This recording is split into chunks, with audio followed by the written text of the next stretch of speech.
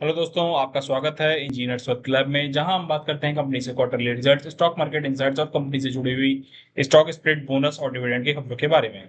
आज हम बात करने वाले हैं पब्लिक सेक्टर के एक और bank Punjab and Sind bank के क्वार्टरली रिजल्ट्स को। तो चलिए देखते हैं कैसा रहा इनका क्वार्टर उनका रिजल्ट। सबसे पहले मैं आपको बता दूं, यहाँ पे जो भी आंकड़े दिए गए हैं लाख में दिए गए हैं, सो आप चिंता ना करें, मैं जो भी बात करूंगा वो करोड़ में कन्वर्ट करके करूंगा।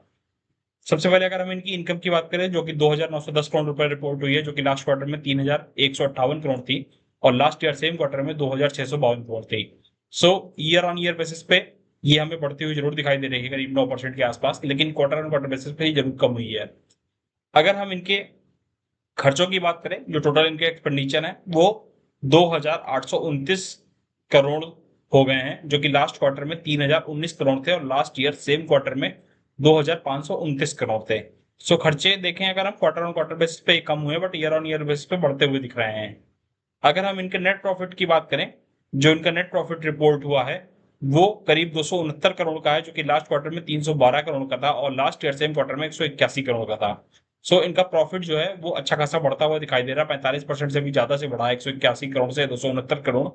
अगर हम इनके ईपीएस की बात करें, तो जो इन्होंने ईपीएस रिपोर्ट किया वो 0.38 का रिपोर्ट किया, जो कि लास्ट क्वार्टर में 0.46 था और लास्ट ईयर सेम क्वार्टर में 0.27 था।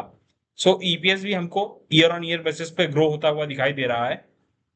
अगर हम इनके एनपीएस की बात करें, तो जो इन्होंने नेट एनपीए रिपोर्ट किया है वो 0.91 का है, जो कि लास्ट क्वार्टर में 0.96 था और ईयर ऑन ईयर बेसिस पे 1.59 था।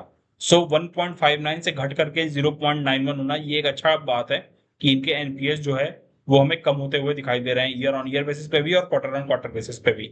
अगर हम रिटर्न ऑन एसेट्स की बात करें, जो कि 0.67 रिपोर्ट हुए हैं, जो कि लास्ट क्वार्टर में 0.79 थे और ईयर ऑन ईयर बेसिस पे 0.50 थे। सो ईयर ऑन ईयर बेसिस पे ये हमें बढ़ते हुए दिखाई दे रहे हैं रिटर्न ऑन एसेट। तो ये एक अच्छी बात है कि इनके एनपीएस कम हो रहे हैं और रिटर्न ऑन एसेट्स बढ़ रहे हैं, जो कि बैंकिंग सेक्टर में और एनबीएफसी सेक्टर में एक अच्छी बात मानी जाती है। हालांकि इनकी जो टॉप लाइन है वो तो बढ़ी नहीं है उतनी ज्यादा, लेकिन बॉटम लाइन जो है वो जरूर हमें इनकी ग्रो होती हुई दिखाई दे रही है। तो आपको दोस्तों नतीजे कैसे लगे हमें कमेंट में जरूर बताएं। ये वीडियो सिर्फ एजुकेशनल पर्पज के लिए है, इसमें हम किसी भी प्रकार के निवेश की सलाह नहीं देते हैं, इसलिए किसी भी प्रकार के निवेश से पहले आप अपने सेबी रजिस्टर्ड एडवाइजर की सलाह जरूर लें। अगर आपको ये वीडियो पसंद आया हो तो लाइक, शेयर और सब्सक्राइब करना ना भूलें। तब मिलते हैं अगले वीडियो में किसी और कंपनी के क्वार्टरली रिजल्ट के एनालिसिस के साथ। तब तक के लिए हैप्पी इन्वेस्टिंग।